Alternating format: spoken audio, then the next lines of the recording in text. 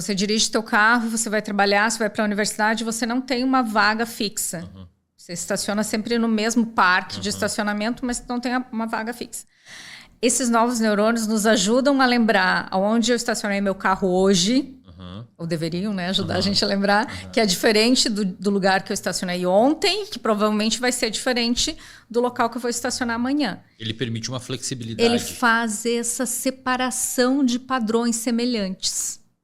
Então, eu tenho informações muito semelhantes chegando, né? Estou chegando no mesmo estacionamento e provavelmente próximo da mesmo horário, mas eu não tenho aquela vaga reservada para mim. Então, eu tenho que ter essa flexibilidade de saber. Ainda quando é assim, estacionamento único, vá lá, né? Sim, o problema é quando é shopping center, que é andares, né? E às vezes a pessoa não lembra nem o andar que deixou. Então, isso é uma das funções desses novos neurônios, né? Então, muita coisa com modelos animais, algumas coisas com humanos com lesões ou com tratamentos, né? Que, obviamente, não de propósito para diminuir a neurogênese, mas que aí se vê que tem esse comprometimento. E assim, do ponto de vista de, como é que eu posso dizer, fatores externos que a gente conhece que interferem na neurogênese. Por exemplo, eu lembro quando eu estava fazendo uma disciplina de neurotoxicidade, a gente estava estudando muitos artigos que estavam saindo na época sobre agrotóxicos e etc. E a interação dos agrotóxicos com o organismo e, enfim, desfechos ali fisiológicos. Em termos de neurogênese, tem alguma questão muito bem definida que atrapalha a neurogênese, inibe ela ou atenua ela? Tem. Estresse, etc. Tem. Então, aí, ao mesmo tempo que começou essa questão de tentar entender, poxa, eu tenho um evento, né, que demanda energia, deve ter uma função importante, né? Quando começou a ver que tem função importante, assim, olha, o que eu posso fazer, então, para modular? Como é que eu posso aumentar? O que diminui? O que eu tenho que evitar, né? O que a gente sabe que diminui neurogênese? Estresse. Estresse diminui neurogênese, tá? Então, a gente tem modelinhos químicos, né, de glicocorticoides, né? Dá para fazer isso no laboratório, dá para estressar o animal e a gente vê diminuição da neurogênese. Vários trabalhos mostrando isso. Uso de drogas, então sabes que eu trabalho também com um modelinho de etanol, né? Então a gente sabe que mães, estou falando isso em roedores, que é onde a gente consegue dosar, né? Mães que são expostas ao álcool, a prole dessas mães vai ter déficit na neurogênese. Olha só, os filhos. Ou seja, eles foram expostos só em útero ao álcool, né? Porque o álcool passa, né, a membrana placentária, mas isso vai afetar de uma maneira a neurogênese adulta e adolescente deles. Isso até foi um dos trabalhos que eu fiz durante o meu pós-doutorado. E essa prole vai ter algum prejuízo comportamental nesses animais? Tem. Caramba. Tem. Mesmo eles não ingerindo álcool? Mesmo eles não ingerindo álcool. Por isso a importância que a gente tem um projeto de extensão falar disso, né? Os perigos do consumo do álcool durante a gestação. Porque parece um absurdo, mas tem mulheres que acham que pode cerveja tomar preta. Cerveja não preta, aumenta o leite. Ah, não, posso tomar vinho. Vinho tem resveratrol, então eu vou tomar uma taça de vinho. Imagina, né? Então, assim, modelos animais, o que a gente sabe é que é até um espectro, né? O espectro do transtorno do alcoolismo fetal, ou seja, aquele indivíduo ele vai ser prejudicado, talvez em menos um grau menor, né? Mas então, assim, álcool, né? Drogas em geral, o álcool vai afetar a neurogênese, mesmo se a exposição for lá precoce. O que melhora a neurogênese? O que a gente sabe que melhora, né? Atividade física, principalmente exercício aeróbico, então corrida, né? A gente coloca os animais correr lá na esteirinha, põe rodinha de corrida para o animal. O que eu costumo dizer é o seguinte, né? Tem o exercício forçado que é colocar na esteira, o animal ele vai, né, correr, quer ele esteja no humor de correr ou não, né? Mas quando a gente pensa no translacional, se eu correr, bom, estresse diminui a neurogênese, né? Corrida aumenta, certo? Mas aí, sim, odeio correr, não é o que eu gosto de fazer, né? Então, procura fazer uma atividade aeróbica que seja prazerosa. Eu lembro que saiu uma vez um artigo, eu não sei se vai recordar, saiu um artigo no Journal of Neuroscience, acho que foi no ano 2000 e alguma coisa. E até esse tempo eu estava dando uma aulinha sobre isso e eu mostrei lá o artigo. Os caras colocaram os camundongo, era camundongo ou rato, para fazer exercício resistido, que tem aqueles que você bota a mãozinha dele no negócio para puxar, ou subir uma escadinha com peso no rabo, e os bichos ficam fortinhos, hein? Eles colocaram fazer corridinha na roda de correr e nadar. E aí eles viram que nadar não aumentava a neurogênese. E aí, na época, tinha umas discussões, depois eu fui olhar os jornais, assim, tinha discussões de que nado não ajuda nada, mas que água é estressante para os animais, né? E então, aí fica o estresse, porque a gente é um modelo de estresse, inclusive, por eles para nadar, né? Porque não é um habitat natural, né? E quando você vê rodinha de correr livre para o animal ou forçar, tem diferença? Tem diferença, embora o forçado também aumenta. Tá? Mas eu falo, poxa vida, né? É porque também depende, tá? Depende do protocolo que tu usa. Porque se tu usa um protocolo que é gradativo, na esteira, que tu vai fazer o animal correr ali, ele vai aprendendo e ele vai pegando gosto, ele vai... Mas se é uma coisa muito estressante já de início, assim, tu até vê, porque uma coisa que é interessante a gente pensar é que a neurogênese está relacionada com o aumento dos fatores neurotróficos, né? Então... Lembra lá do VEGF, toda essa parte do BDNF, né? Isso tudo é estimulado por aumento da circulação. Quando tu faz uma atividade aeróbica, tu vai aumentar nessa. Então mas o melhor mesmo é quando tu faz esse voluntário, né? Atividade física voluntária, e deixa ele lá, ele corre quando ele quer. E a gente observa que eles correm muito, na verdade. Eles gostam de correr, sabe? Mas aí eles vão no tempo deles, no horário que eles estão a fim de correr, não é aquela coisa forçada, né? E uma das coisas que a gente sabe também, prof, a nível de prejuízo para cérebro, é isolamento, né? Tem dados sobre isolamento de roedor e neurogênese? Tem. E aí tem, assim, agressividade, diminuição da neurogênese, tem trabalho mostrando, tá? E aí isso é um grande problema, né? Se a gente for pensar na pandemia que a gente passou, né? E essa coisa de privação de contato social, enfim. Então... É um problema. E o seu trabalho hoje, prof, o que está se desdobrando? Então, a gente no laboratório tem muito interesse em estudar como é que eu consigo modular, né, essa neurogênese, a neuroplasticidade. A gente trabalha com um modelo de uma doença neurodegenerativa, que é a doença de Huntington, que é uma doença, na verdade, rara, ela não é muito comum, ela é genética, né?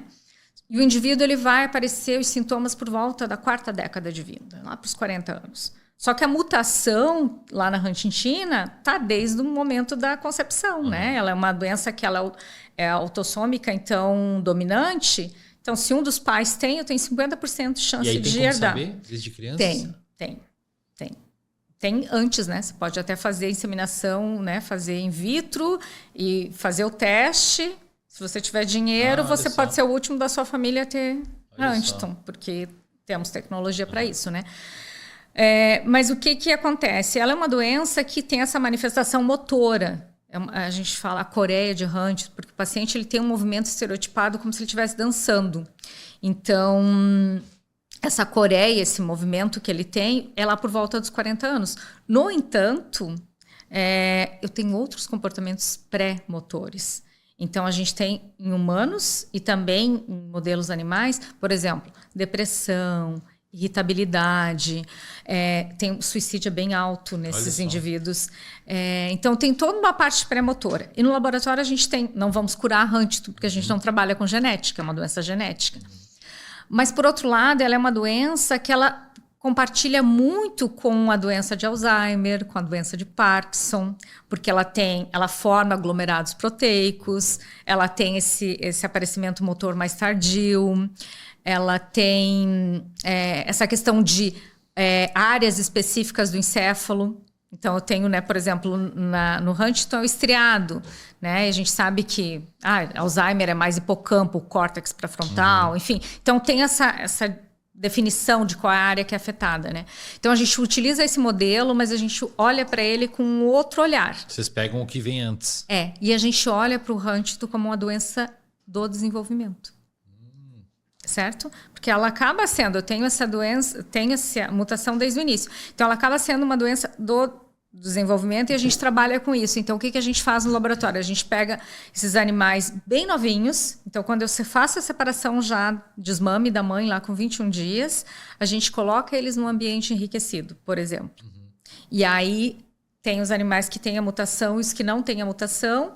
E depois vai ver como é que esses animais se comportam perante uma situação estressante, E o que a gente tem observado, inclusive saiu agora esse ano a publicação da Priscila e da Eveline, mostrando que sim, é capaz de alterar o comportamento, de alterar a neurogênese.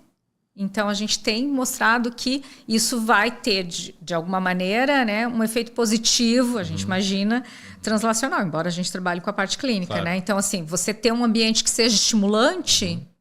Né? Tem, por exemplo, para os ratos a rodinha de correr e tal. Para os ratos é um parque de diversão que a gente monta para eles. Né? A gente coloca túneis, a gente coloca casinha, coloca escadinha, a roda de corrida, enfim, né? E peças de Lego. Então, toda semana a gente muda um ou outro objeto também para ter essa coisa da novidade, né? Para eles não ficarem acostumados com aquele ambiente. A caixa é maior também, enfim, é todo algo que possa estimular vários sentidos para que o animal possa explorar aquele ambiente, enfim, se sinta mais estimulado. Vocês percebem que esse enriquecimento ambiental ele é capaz de, devido a esses estímulos que a gente dá, prevenir alguns problemas que o animal iria apresentar por conta da mudança genética. Isso. Não vou alterar a genética, certo? Sim. Mas a gente sabe que, embora tenha uma carga, um load genético muito grande, a gente tem o ambiente. Né? Tem a influência do ambiente. E esse nosso olhar não veio assim do nada, porque a doença de Huntington, o aparecimento dos sintomas está relacionado com o número de repetições CAG, porque essa mutação na proteína huntingtina vai criar uma cauda de poliglutaminas. Então, quanto maior essa cauda, mais cedo eu apresento sintomas. Então, tem uma relação lá, 40 repetições CAG. Vai aparecer com 40 anos. Se eu tiver 50, por exemplo, não sei se é isso, tá? Vai ser mais cedo, com 18 anos. Eu posso ter pessoas com 18 anos já com a parte motora afetada. Só que o que eles observaram? Que pessoas que tinham 40 repetições CAG e que iam apresentar os sintomas muito mais tarde. Ou seja, tem alguma coisa que está inibindo. Que tem algo ali no ambiente, já que não é o genético, certo? Que está influenciando esse aparecimento. Isso quer dizer qualidade de vida. Por quê? Perfeito. Porque uma vez que eu apresento os sintomas motores, a duração de vida do indivíduo, e é uma decaída, assim, é em torno de 15 anos. Então, tem essa questão de, poxa, se eu consigo, né, postergar, atrasar esse aparecimento do motor, eu vou estar proporcionando qualidade de vida, no nosso caso, para os animais, né? Mas a gente imagina que também vai ser para os humanos também. Aliás, se você quiser aprender mais sobre genética, o professor Jason, também da UFSC, que veio aqui, deu uma aulona sobre genética. Fique esperto aí, tá lá o episódio dele aqui no canal. E como é que você chegou nos animais com isso? Pois é, isso na verdade eu comecei a trabalhar com a doença de Huntington no Canadá, onde eu estava nesse laboratório que trabalha com neuroplasticidade. Tá? Então, eu trabalhei lá com a exposição ao álcool, era bem essa questão, o que pode modular, né? E aí a gente utilizava alguns modelos, e quando eu voltei para o Brasil, eu consegui trazer esses animais para cá. Que são animais, são transgênicos. Não trouxe na mala, a gente não trouxe debaixo nada. Na verdade, foi tudo feito direitinho. Só chegou um ano e pouco depois que eu estava aqui, né? Graças ao professor Marcelo Farina, que na época que fez assim, toda a parte de paper, né, para trazer os animais. E vieram, acho que na época acho que eram 4 fêmeas e 2 machos, ou 3 machos, enfim. Foi uma caixinha de animais que o meu supervisor de pós-doutorado que me presenteou, assim, sabe? Então, ele acabou doando esses animais e a gente mantém a colônia hoje na UFSC. Suíça, né? Não, eles são FVB. Eles são que nem suíços, eles são branquinhos. Eu lembro que eu via lá são nas os preminhos do suíço. Eu via lá nas estantes são branquinhos. São bonitinhos. Legal.